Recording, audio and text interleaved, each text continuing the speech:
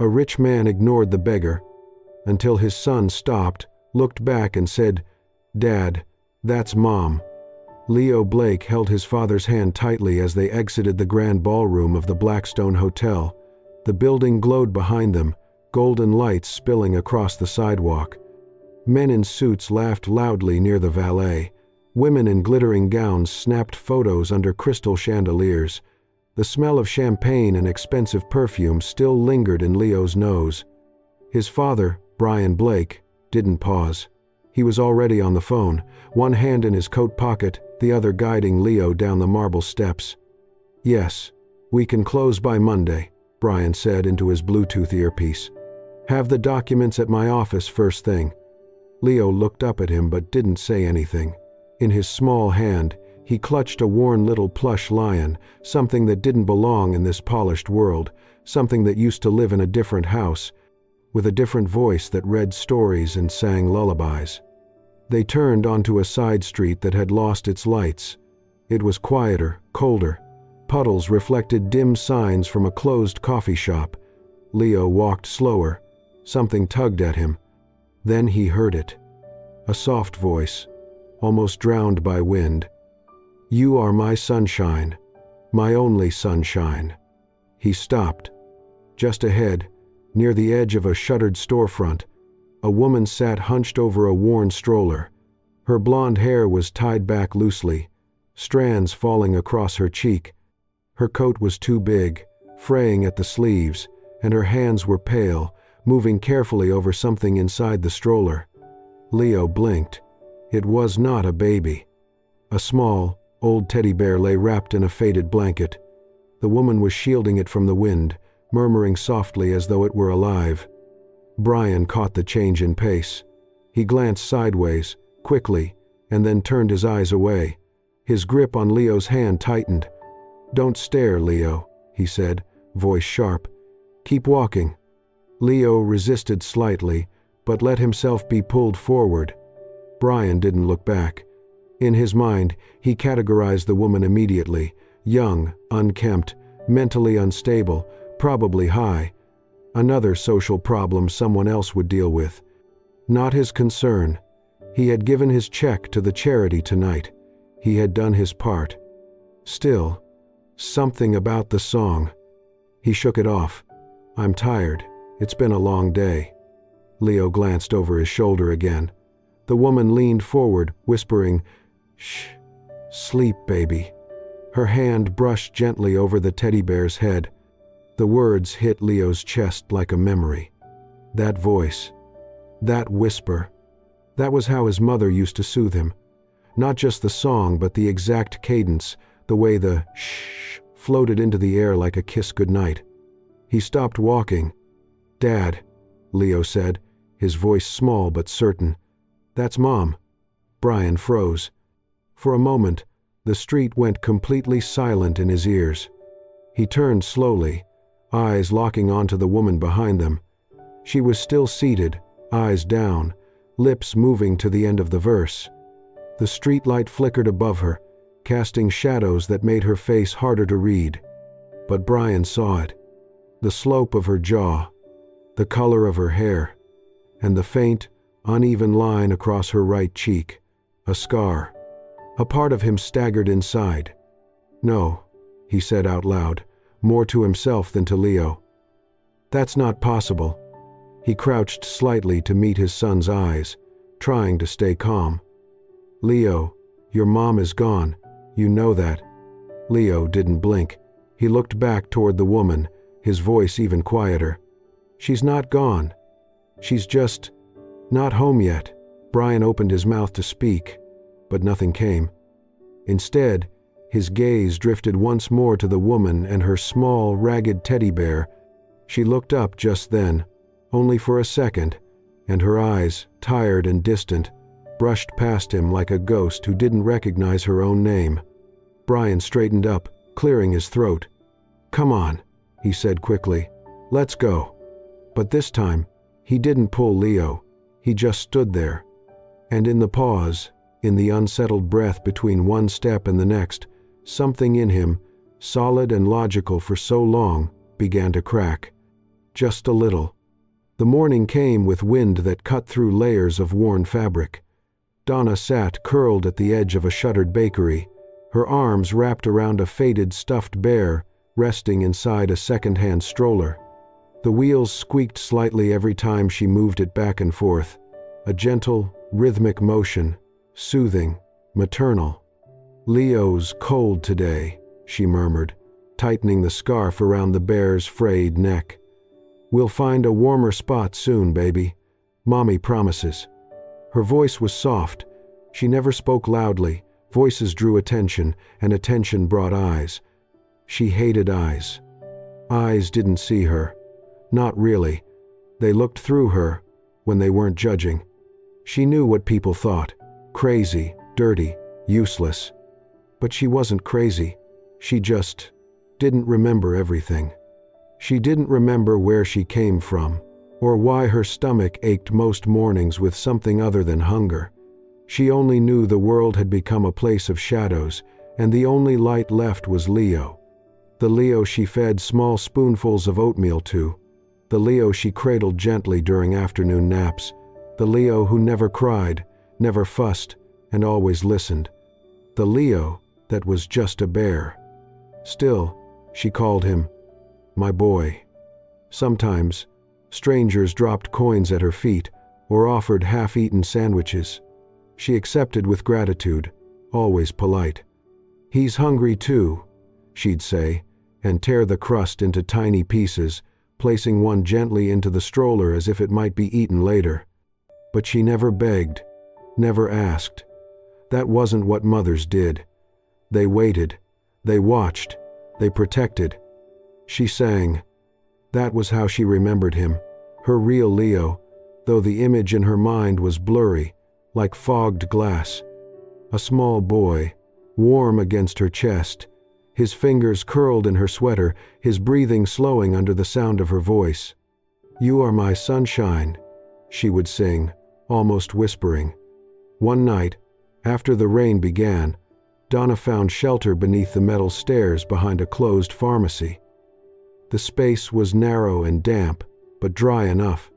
She bundled Leo, the bear, in her arms, covering him with the same patchy blanket she always used. Then she sang, "You make me happy when skies are gray." Her voice trembled, notes cracked from the cold in her chest, but she finished the verse. She always did. Afterward, she leaned down, pressing her lips gently to the bear's worn fabric forehead. "Mommy's here," she whispered. "Don't be scared." She closed her eyes, rocking slightly, and for a moment, she wasn't cold, wasn't broken, wasn't invisible. She was just a mother, waiting. That same night, Brian couldn't sleep. He lay in bed beside his wife, Lisa, who had turned off the lamp and slipped into her usual silence. They never talked much at night. They barely talked at all lately. But his mind wasn't on her. It was on the voice. That woman's voice. It clung to him, soft, trembling, hauntingly familiar. He didn't want to believe it. It made no sense. But it sounded like her, the same pitch, the same lingering note at the end of Sunshine. He got up, padded barefoot across the cold floor, and opened his laptop. Old videos. He clicked. The screen filled with the gentle chaos of a first birthday, balloons, cake-smeared fingers, and laughter. In the middle, she sat on the couch, blonde hair falling around her face, holding baby Leo against her chest. "You are my sunshine." Same key, same phrasing, same soft vibrato on "Please don't take my sunshine away." Brian's breath caught. He paused the video and leaned back, stunned. "No," he whispered, but something inside him shifted. He opened the old accident report, files he hadn't read in years. The night Donna's car had crashed on the icy bridge, they never found her body, just twisted metal and broken glass on the passenger side. Blood, a burnt coat, presumed dead. But not confirmed. She had been driving alone. He hadn't been there. His stomach turned. A detail blinked at him from the corner of the report. burn pattern consistent with passenger side glass rupture. A scar. The woman on the street had a scar, just like that. Brian shut the laptop slowly. He couldn't say it out loud yet, but the thought screamed inside him. What if she's not gone? What if Donna's alive? And what if he'd walked past her, without even knowing? Leo lay on his bed, small fingers wrapped tightly around the faded stuffed animal pressed to his chest. The ceiling above him was painted in soft shadows from the hallway light, but his mind was somewhere far away. He wasn't sleepy. Not really. His eyes blinked slowly as his memory played a familiar melody in his head, like a dream he couldn't fully wake up from. "You'll never know, dear, how much I love you." The voice wasn't loud.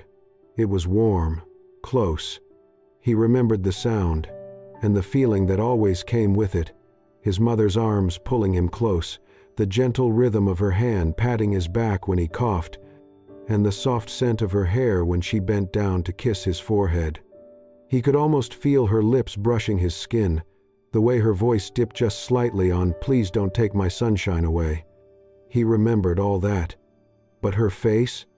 It was like trying to hold water. The harder he tried to picture it, the more it slipped away. Blurry, gentle, safe, but not clear.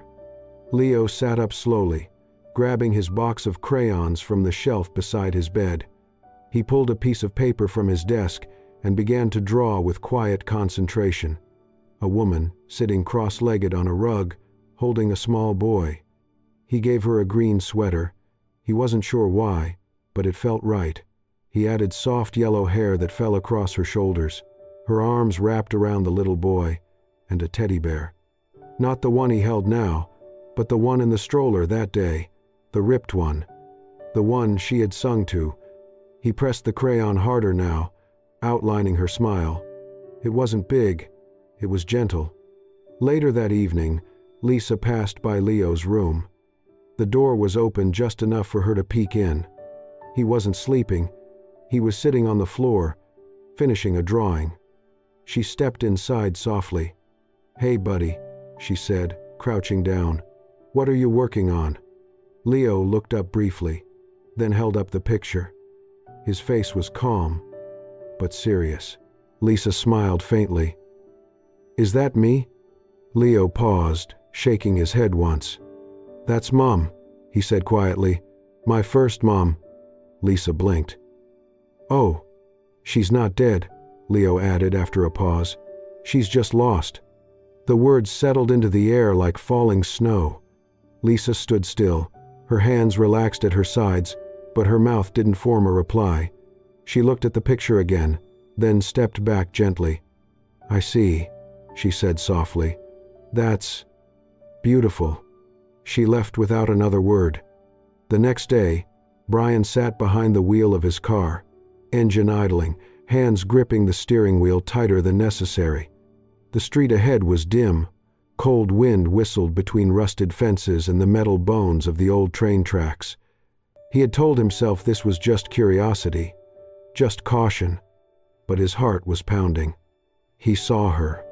Across the street, near a wall of graffiti, the woman was sitting on a crate beside a torn stroller. She was alone, her head bowed, blonde hair dull under the orange streetlight. She reached into the stroller, brushing her hand slowly over the fur of a stuffed bear. And then, she did something that made his throat tighten. She smoothed the bear's hair with her fingers, the exact same way Donna used to smooth Leo's when he fell asleep in her lap. Brian's breath caught. His grip loosened on the wheel. He stepped out of the car, hesitating for a moment, before walking forward slowly. As he approached, she turned her head. The light hit her face. A pale scar, faint but visible, ran from the edge of her cheekbone to just above her temple. Her eyes met his, startled, fragile, searching. And even in their confusion, even in their emptiness, something familiar stirred. Brian stopped in his tracks. His lips parted, his voice barely escaped. "Donna." The woman looked at him, unsure, then lowered her eyes quickly. But Brian didn't move. Because for the first time, not in memory, not in video, but in flesh, he was no longer sure this was a stranger. For the first time, he dared to believe. It was just past dusk. When Brian returned to the street he couldn't forget. The city lights hadn't yet touched the corners of this quiet block. Only a dim flicker from an old convenience store sign blinked somewhere down the street. The cold air bit at his face, but he barely noticed. In his hands, he held a single paper cup, steam rising faintly from the lid.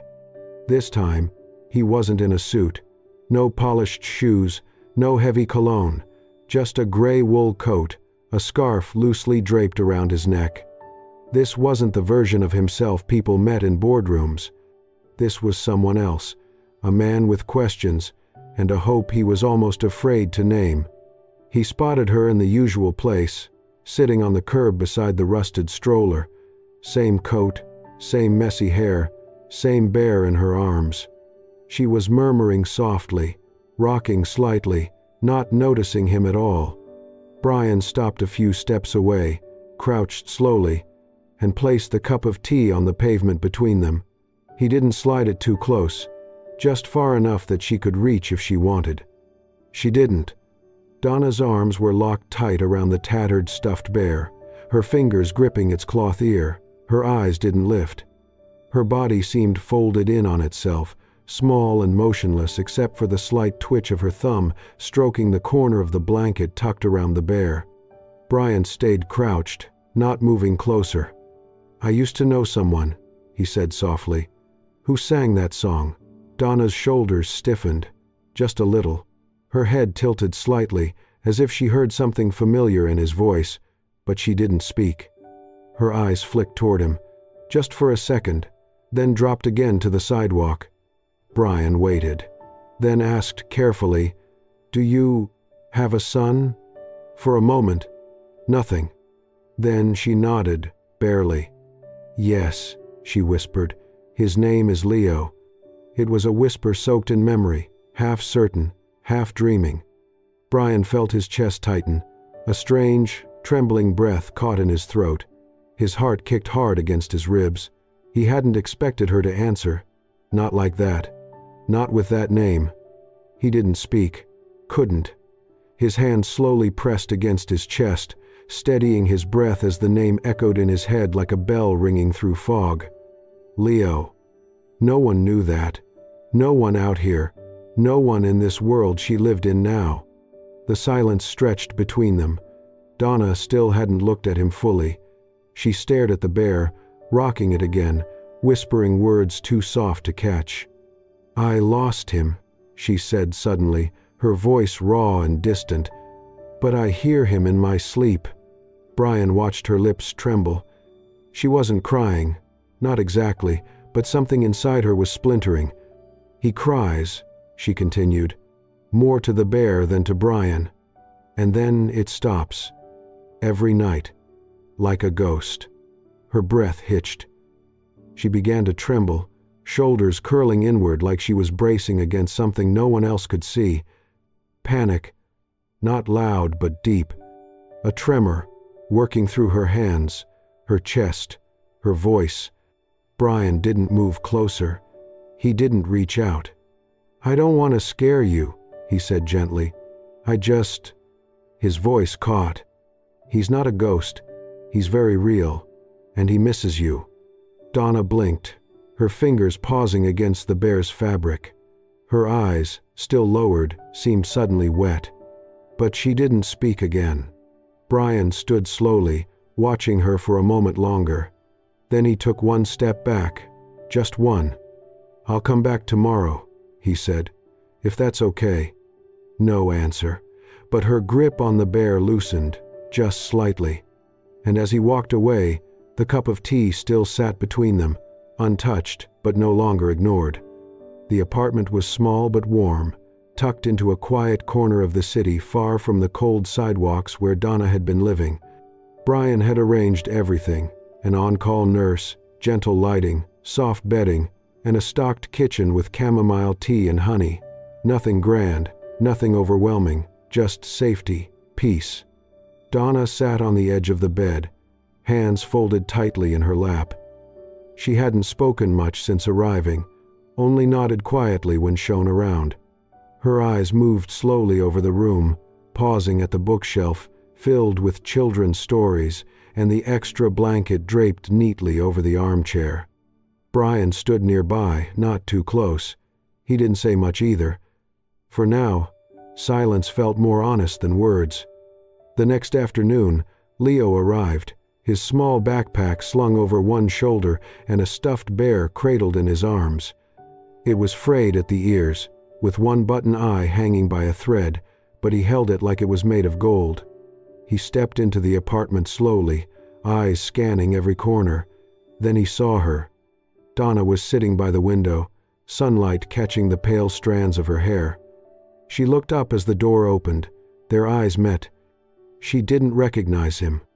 Not yet. Her expression stayed calm, polite even, but blank, until Leo walked forward, saying nothing, and gently placed his bear beside hers on the bed. Two bears, nearly identical. Donna stared. Her breath caught in her throat.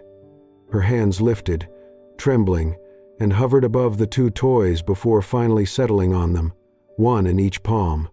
She ran her fingers over the familiar fabric, the matching stitched smiles, the worn-out seams. Something shifted in her chest, a warmth, a pull.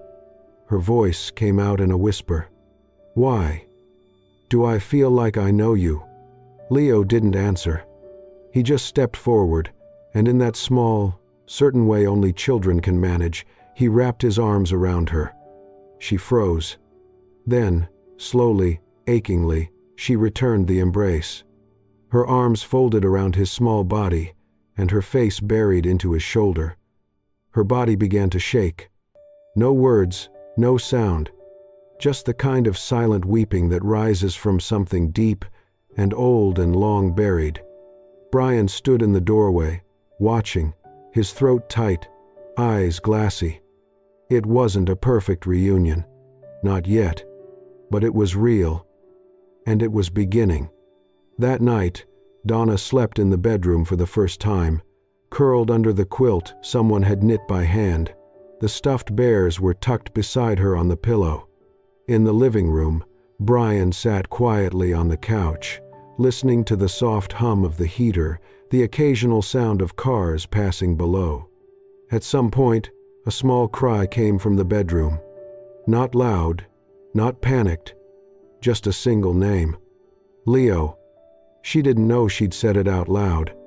Inside the room, Donna stirred in her sleep. Her body jerked lightly, her forehead damp. Her breath came faster. Then, the memories came, flash after flash. A car, headlights, the screech of tires, her arms reaching out, a child's voice crying, "Mommy," the sound of glass. Then silence, darkness, and after that, nothing. Until now. She woke with a gasp, sitting bolt upright. Her hand clutched the blanket like a lifeline. Her eyes were wide, wet, frantic. Then her gaze fell on the two bears beside her. Her chest broke open. "Leo," she whispered again, her voice cracking. "My Leo. Oh my God." The dam inside her gave way. And this time, she didn't cry like someone lost. She cried like a mother, remembering the sound of her child's voice. From the hallway, Brian heard it, and for the first time in 5 years, he let the tears fall too. The results came back on a Thursday morning. Brian sat alone at his desk, the envelope resting under his fingers like a weight he hadn't prepared for. He didn't need to open it, not really. He already knew. He had known the moment she whispered Leo's name with that ache in her voice only a mother could carry. Still, seeing it in ink made something in him finally exhale. Donna Bennett is the biological mother of Leo Blake. He leaned back in his chair, eyes fixed on the ceiling, the edges of his vision blurring. It was no longer a question of if, it was now what. That evening, Brian returned home to the quiet apartment he shared with Lisa. She was sitting on the couch, reading. She looked up when he entered, and something in her expression told him she already knew. Maybe it was the way his face had changed, or maybe she'd seen it coming long before he did. He sat across from her, clasping his hands. "I need to talk to you." Lisa closed her book slowly. "It's her, isn't it?" Brian nodded. "Yes, she's Leo's mother." Lisa's gaze softened, not with sorrow, but with understanding. "And she was yours, too." He didn't deny it.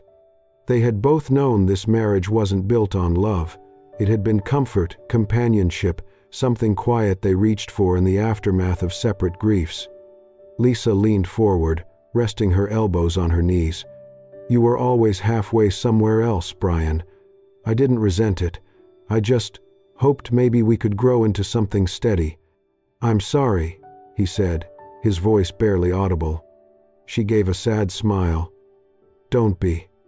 Go where your heart never left." She stood, kissed him once on the forehead, and walked away without packing bags or slamming doors, just gone. And it was the kindest goodbye he had ever received. The next morning, Brian knocked gently on the apartment door where Donna was staying. She was sitting by the window, her hair pulled back, looking stronger than she had days ago, though a quiet nervousness flickered behind her eyes. When she saw him, she stood, but didn't come closer. "I know," she said before he could speak. "About the test." He nodded. "It's real." She smiled, but it didn't reach her eyes. "I guess that means I really existed. At least, to someone." Brian took a careful step forward. "Donna." But she raised her hand gently. "I'm not the same woman you loved," she said, her voice calm, steady. "I don't even know if I'm her anymore." He looked at her, truly looked.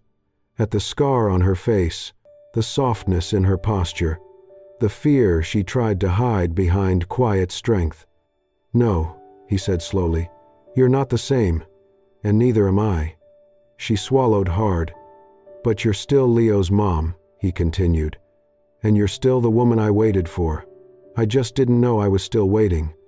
Donna blinked, lips trembling slightly. "I don't have a map back to who I was," she whispered. "I'm afraid of being someone new, of being someone not enough." "You don't have to be her," he said. "You just have to be here. With us."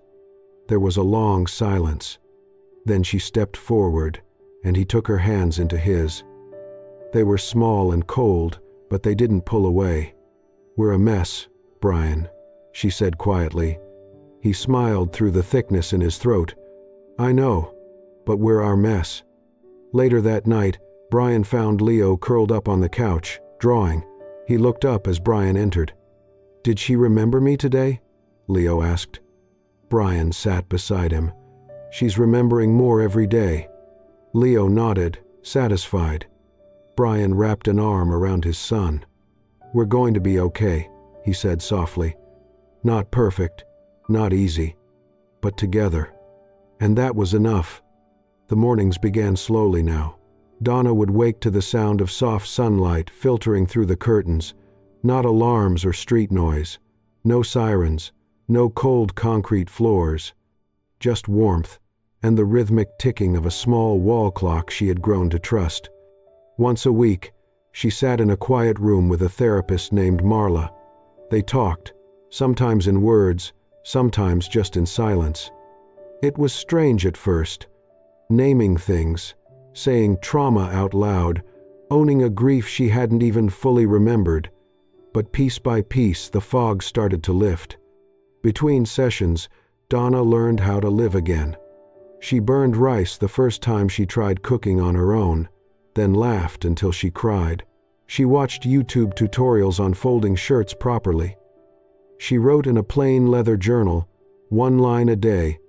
"Today I smiled without guilt. Today I laughed with Leo. Today I didn't feel broken." The apartment was modest, 2 bedrooms, pale blue curtains, but to her it felt like a palace.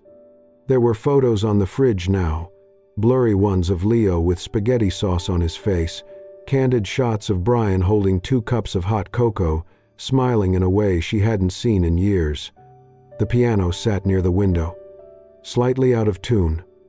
Old ivory keys yellowed at the edges. She hadn't touched one in years. The first time she sat down, her hands trembled, but they found their way. You are my sunshine, my only sunshine. Her fingers stumbled on the second verse, her voice cracked, but she kept going, and when she looked up, Leo was standing by the door, holding his bear, listening. He didn't speak. He just smiled. Leo had a project, one he didn't tell anyone about.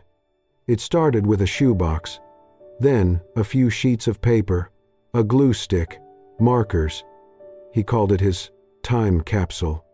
Inside, he placed a photo of his mom holding him at the hospital, still tired but beaming. A drawing he'd made last week. 3 figures standing under a big tree. One had long yellow hair. His mom's old teddy bear, the one she'd once treated like him when she couldn't remember. And a folded note in his handwriting, printed carefully. Mom didn't die. She just got lost, and now she's home. He taped the box shut and placed it under his bed. Not to forget, but to always remember how far they'd come. That evening, Donna stood in front of the mirror. For the first time in 5 years, she didn't look away. Her reflection wasn't perfect. The faint scar still curved along her cheek. Her eyes held more weight than they once had. But the woman looking back wasn't broken. She was healing. She wore a pale blue dress she had kept all these years in a forgotten bag, wrinkled, a bit faded, but still hers. She ran a brush through her now longer hair, letting it fall past her shoulders. Brian passed by the door and paused. He didn't say anything, just looked at her like it was the first time he'd seen her in years. She turned toward him, smiling shyly. It's just a dress. No, he said gently. It's not just anything. Donna took a breath, and for the first time, it felt like air filled her completely. There was still work to do. More therapy, more hard days. But for now, there was music, there was laughter. There were pancakes with too much syrup, and bedtime stories with Leo curled into her side. For now, there was life, and she was living it. The hall shimmered with soft candlelight. Golds and creams dressed the room, but nothing drew the eyes more than the white piano at center stage, and the woman sitting behind it. Donna. She wore a simple, elegant blue dress. Her hair, grown out and softly curled, framed her face with quiet grace. The faint scar on her cheek was still visible, but tonight, it didn't define her. It was simply part of her story. Leo sat in the front row, his small hands gripping Brian's. He leaned forward just slightly, eyes wide, heart full. He knew this moment mattered. And then, Donna began to play. The first notes of You Are My Sunshine rang out, clear and calm. But it wasn't the lullaby of old. Not exactly. Her fingers moved with more strength now, more certainty. Her voice, when it came in, was steady. Not perfect, but true. You are my sunshine. My only sunshine. You make me happy when skies are gray. The hall went completely still. It wasn't just a song anymore. It was survival. It was motherhood. It was forgiveness. For herself. For the years lost. For the pain endured in silence. People in the crowd wiped their eyes quietly. Some had read her story in the paper weeks ago. Missing mother found after 5 years of silence. But hearing her sing, that made it real. She wasn't a headline. She was a heartbeat, beating again. As the last note faded, Donna stood and gave a small bow. No one clapped at first, not out of disrespect, but because it didn't feel like a performance. It felt like a prayer. Then, slowly, the applause came, gentle, growing, and rising into a standing ovation. Outside the hall, the rain had started, soft and misty, the kind that blurs city lights and slicks sidewalks. Leo ran ahead, hopping between puddles, arms out like wings. Brian opened the umbrella, paused, and folded it shut again. Donna raised an eyebrow, amused. "Wasn't that the whole point of bringing it?" He smiled. "We don't need it." She glanced up at the sky. Water tapped her face. Not cold, not unwelcome. Leo spun around and called, "Dad! Mom! Hurry up!" Brian reached for her hand. Donna took it, and together they stepped into the rain. No one hurried. No one looked away. People passed them on the sidewalk. Some paused, recognizing Donna. Others simply nodding at a family walking home in the drizzle. To the world, they looked ordinary. But to them, every drop felt like grace. For years, they had all been running, from memory, from pain, from truth. But not anymore. Now they walked through it, steady and side by side. Brian glanced down at Donna. Her eyes were closed for a moment, face turned toward the sky. Peace. He hadn't seen that on her face in half a decade. And Leo, soaked but grinning, ran back to take both their hands. In that moment, Brian thought, we don't need umbrellas anymore. Because now, none of us are hiding. And under the soft glow of the streetlights, their footprints disappeared behind them, washed clean by the rain, but never erased. Just like them,